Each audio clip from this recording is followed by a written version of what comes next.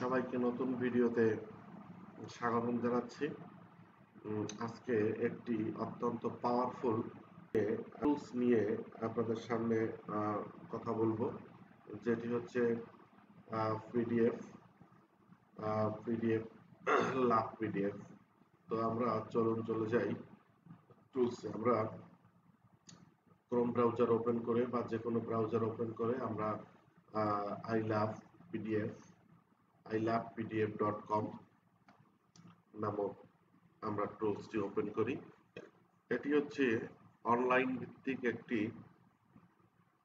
PDF নিয়ে যারা সার্বক্ষণিক কাজ করতে চান বা কাজ করতে হয়, তো এই জাতীয় যে কাজগুলো করার জন্য আমরা সাধারণত পিডিএফ যে ফাইল কাজ করি, সেখানে আমাদেরকে বিভিন্ন প্রকার কাজ করতে হয়।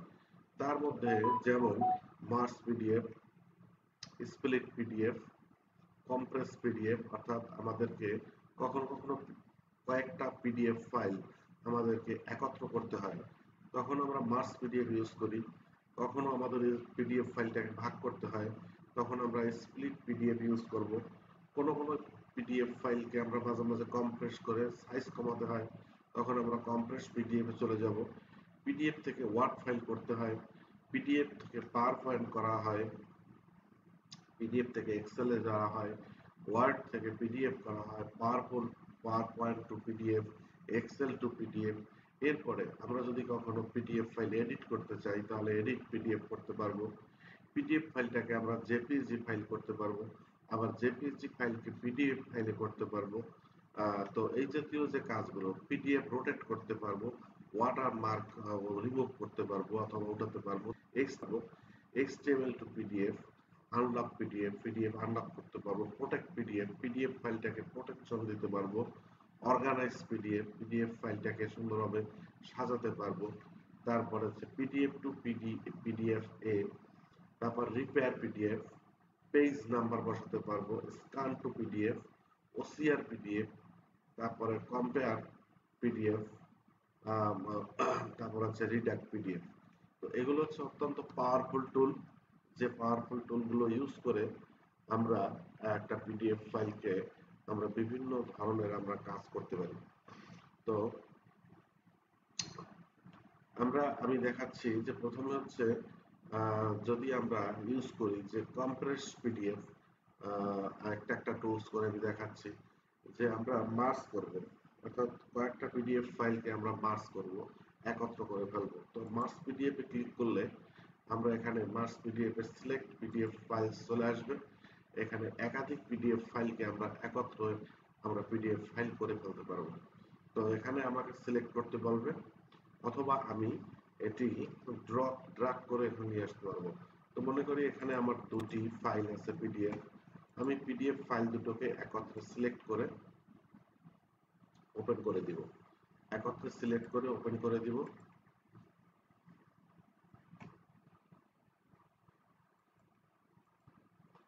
সিলেক্ট করে আমরা ওপেন করে দিলাম। তো ওপেন করে দেওয়া মাত্র আমার এখানে দুইটি ফাইল চলে আসলো।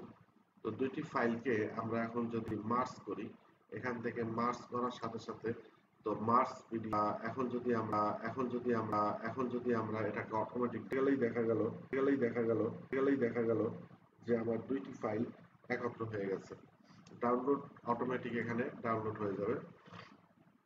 পেপার দুইটি, ডকুমেন্ট দুইটি এখানে মার্জ হয়ে একত্রিত হয়ে গেল। এটি একটি অত্যন্ত পাওয়ারফুল টুলস পিডিএফ এর।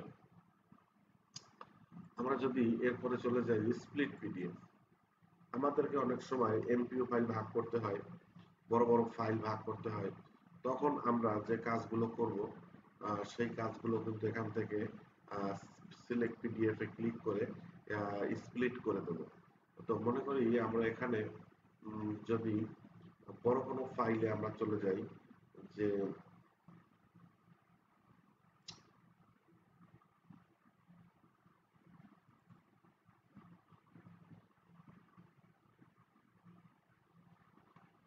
মনে করি এখান থেকে আমরা একটা পিডিএফ ফাইল আমরা নিয়ে নেব, অনেকগুলো পাতা সম্বলিত। তো আমরা এখান থেকে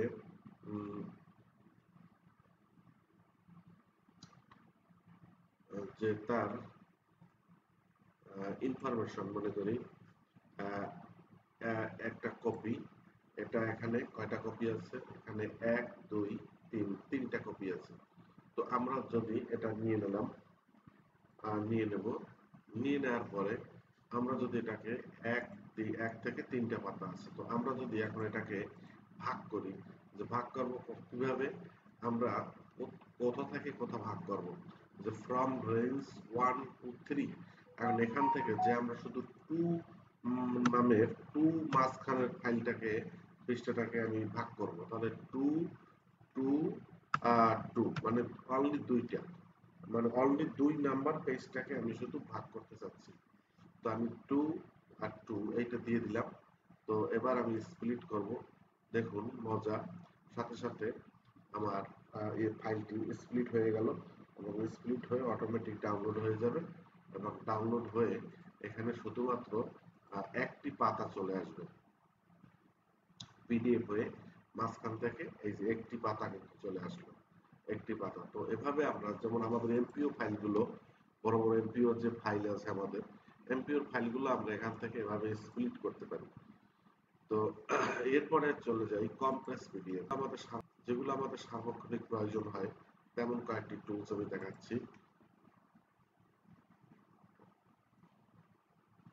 মনে করি ফার্স্ট এমপিও, এই এমপিওটা 554 কেবি আছে।